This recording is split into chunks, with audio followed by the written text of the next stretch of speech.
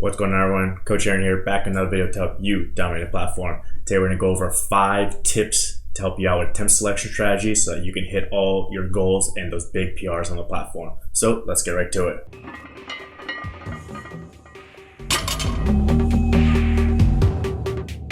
Alright everyone, welcome back to the channel. Thank you for tuning in to another video. If you don't know who I am, my name is Aaron Khamesi. I'm a powerlifting athlete, coach, meet director, and referee, and I make videos here on this channel to help out those groups of people.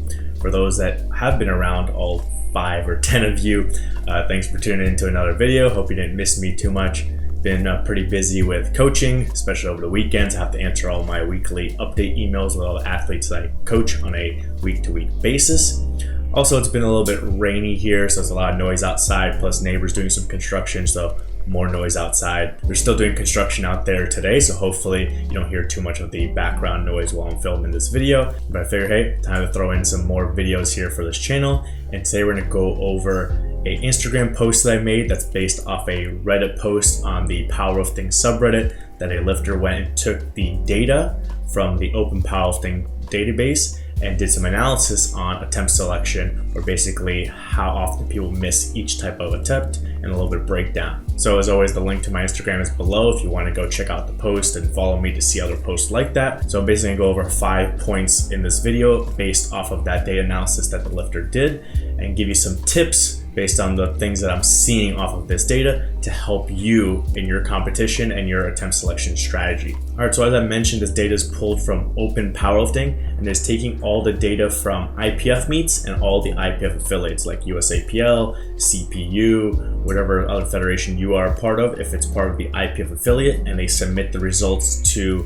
a database, either their own database or Open Powerlifting or IPF or anything like that. Then it goes into the Open Powerlifting database, and if it is a raw full power result that you did, then you are in this data set. If you are bench only, or you're equipped, or you're in another affiliate, then you're not part of this data set. But you can still take the analysis and the points I'm going to talk about from this data set and apply it to you, as there may be some crossover. So when we look at the first chart, you can see that this chart is broken down by squat, bench, and deadlift, and first, second, and third attempts, and it shows how often or how likely someone is to miss an attempt. All right, so let's just go over all the numbers real quick. So we start with squat, first attempt, 11% chance of missing. Then second attempt, it's 17%, and then third attempt, 34%.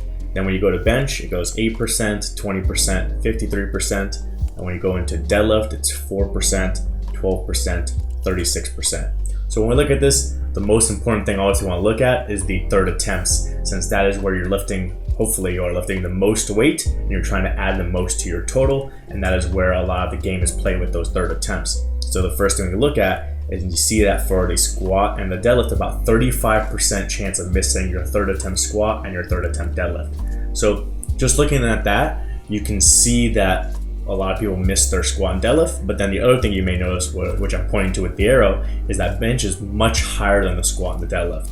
So squat and deadlift are almost exactly the same, but bench is at 53%. So that is our first point, which is going to be about the bench press third attempt and what could be the reasons for it being higher. All right, so there are a few reasons for why the bench press third attempt could have a higher miss rate than the squat and deadlift. One would be the commands. So in the squat, you have the command at the beginning and the end. You have the squat command, then you do your squat, then you have your rack command. In the deadlift, you only have the one command, and it's at the end. So you go and you pull. Once you're locked at the top, you get the down command and you bring it down. So that is much easier for you to practice in the gym, and it's much easier to not practice in the gym and be able to execute in the competition. The bench is more difficult because there's 3 commands, you can't see the referee, and there's a command during the middle of the lift. So when you bring it out, you get the start command, you bring the bar down to your torso. Once the bar is motionless on the torso, then you get the press command, lock it out, and then you get the rack command. So that press command in the middle of the lift is where the variability happens from referee to referee,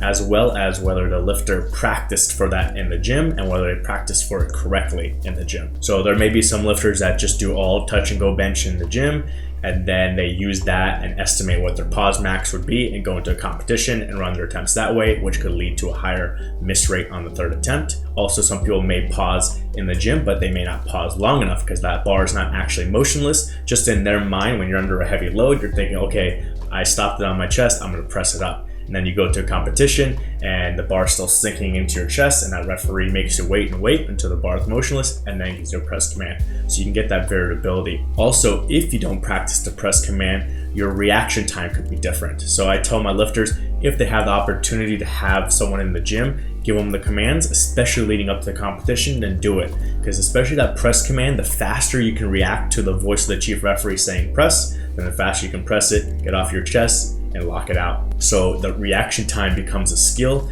especially when you get into those heavy weights where every little thing can make the difference in making or breaking that third attempt. The other thing could be that the way the game is played is through those 2.5 kilo jumps, unless you are chipping a world record, or depending on the competition, American record, or whatever country you're in, if you're able to do the 0.5 kilo jump on a specific record. But if you're not allowed to, or you're not within range of a record, you have to do those 2.5 kilo jumps. So depending on where your max is, you still have to take that 2.5 kilo jump. So someone who has a 100 kilo bench press max, that 2.5 kilo jump is going to affect them differently than someone that has a 300 kilo bench press max.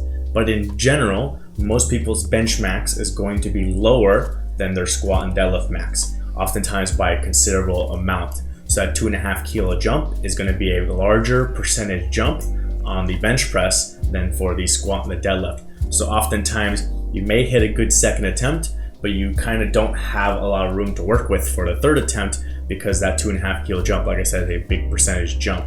So then you have to choose whether you're going to basically sandbag it, hope you hit it exactly right, or overshoot.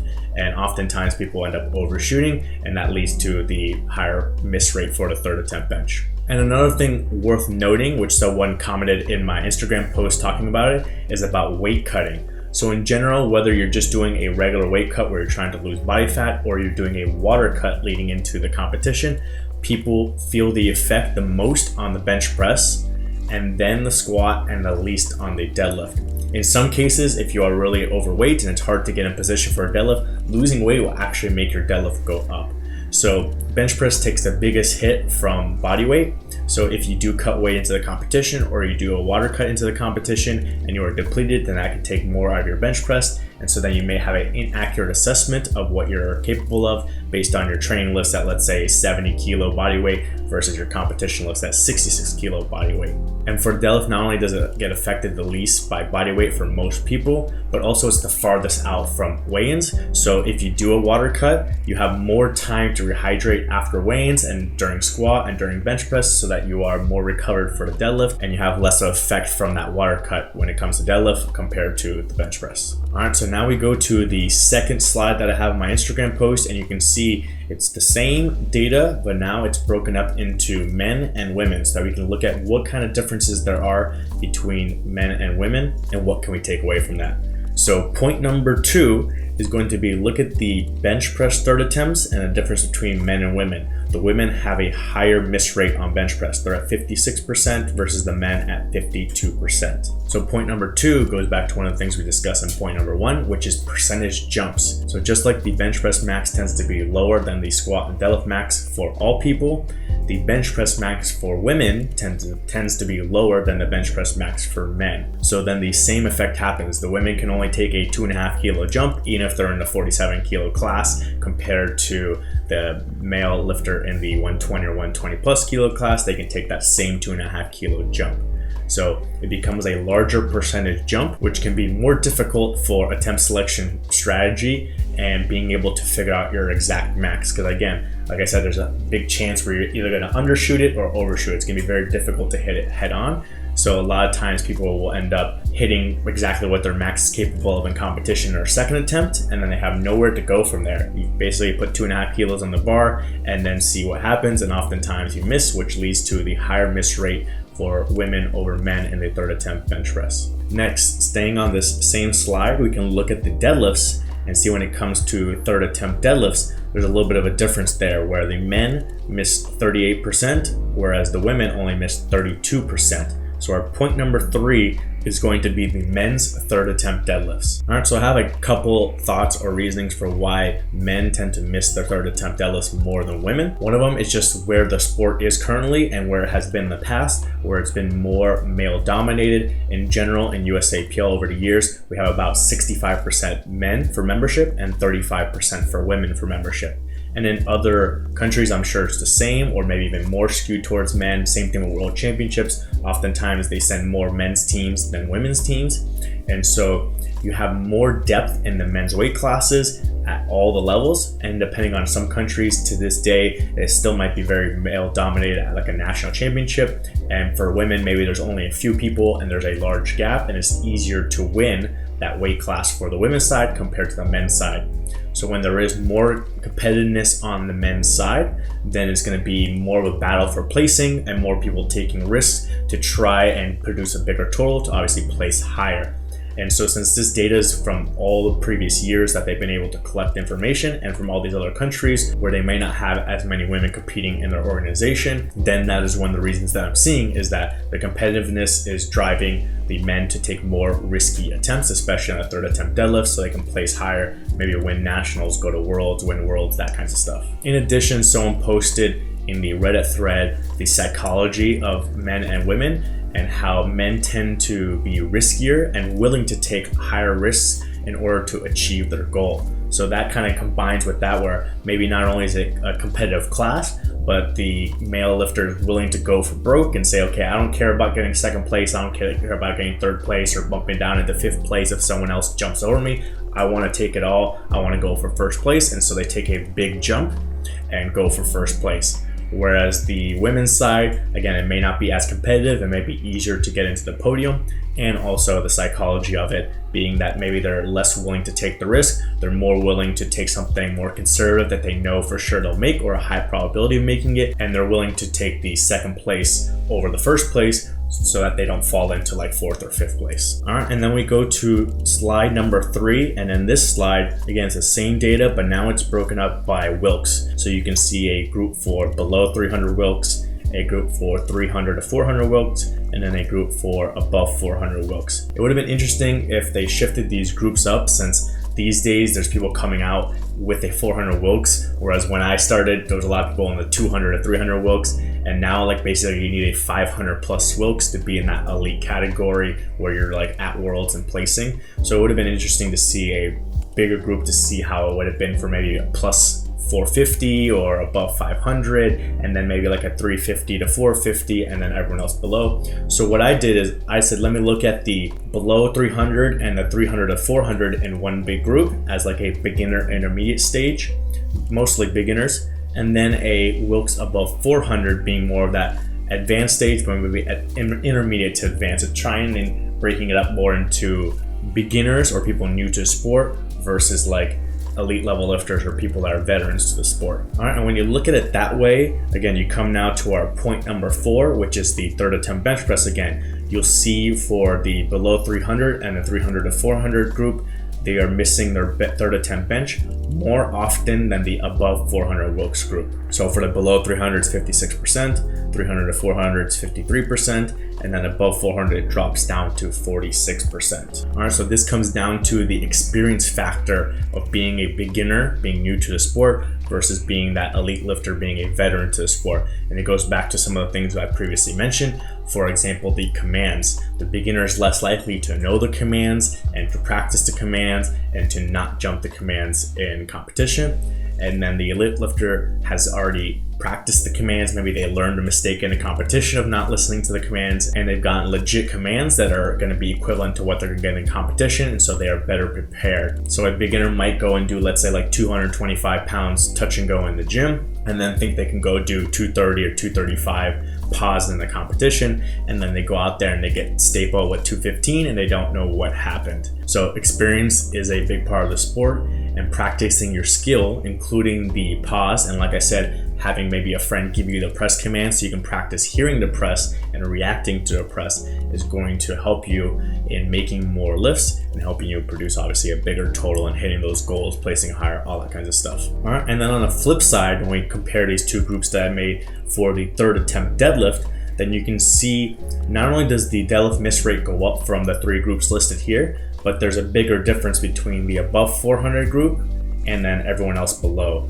So you can see for the below 300, they only missed their third attempt deadlift 28%, the 300 to 400, 37%, and then the above 400, 45%. So above 400 Wilks group is getting close to missing their third attempt deadlift half of the time. All right, and again, this comes down to the things we've discussed previously in the video, the main thing being the competitiveness when it comes to placing. So if you are in a below 300 Wilks, you're most likely just doing local level competitions. You're not worried about competing against anyone else. You might not even have anyone else in your category, so you're just competing against yourself. Maybe it's your first meet, just trying to set your base numbers, or maybe you've done a few meets and you're trying to beat your own numbers, so it's more about yourself.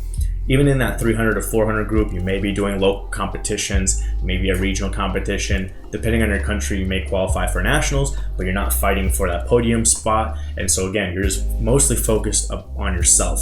But when it comes to that 400 plus Wilks group, then that is the more elite lifters. Those are the ones that are going to nationals. They're trying to place at nationals. Maybe they're trying to break a record. They're trying to go to worlds, place at worlds. And so placing becomes a very important factor. And then after placing, also different PRs, different world records, American records, whatever they're trying to go for also becomes important. So then they're more willing to take the risk and go for broke. Hey, I need to pull this third attempt deadlift so I can win nationals and go to worlds, because if I don't win nationals, then there was no point in coming here. And so those people are taking the bigger risk. So they're putting weight on the bar for the third attempt that maybe was never part of their game plan, and they're not sure if they can get it, but they're willing to attempt it to get the higher placing or whatever goal they're trying to go after. All right, so what you can take away from this is you should go and look at your meet results. So if your meets get uploaded into a database, you can go pull it from that database and look at what your miss rate is for the first attempt, second attempt, third attempts for squat, bench, and deadlift.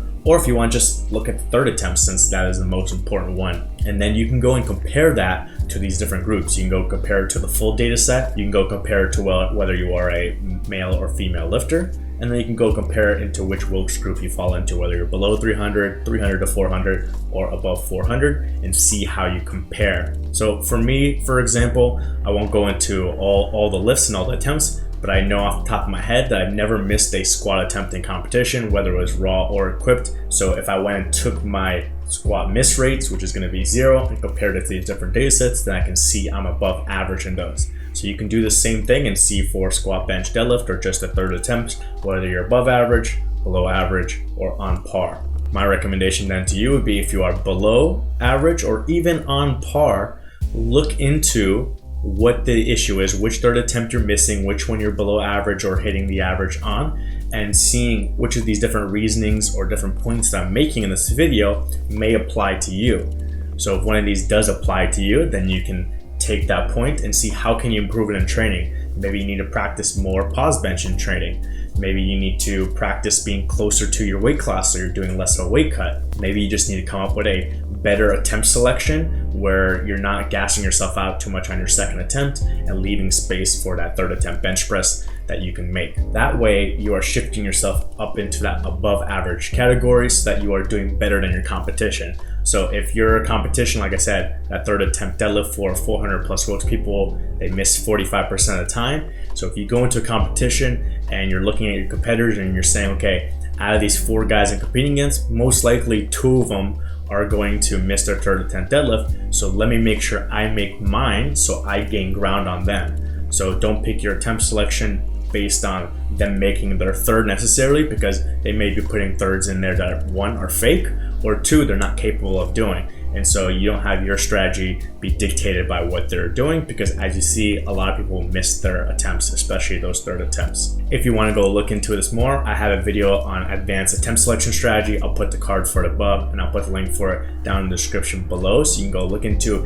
a specific scenario at a world championship that came up between me and a USA lifter versus another country, and how we based that final attempts for the second attempt deadlifts and the third attempt deadlifts, so we can put ourselves in a position to win and not change our strategy based on thinking they're going to make theirs. Because again, when the data shows a lot of people missed their third attempts, just like again that third attempt deadlift being 45%, then we can change our strategy and take advantage of those numbers. And again, we want to be above average when it comes to our miss rate, not below average or on par with what this data is showing.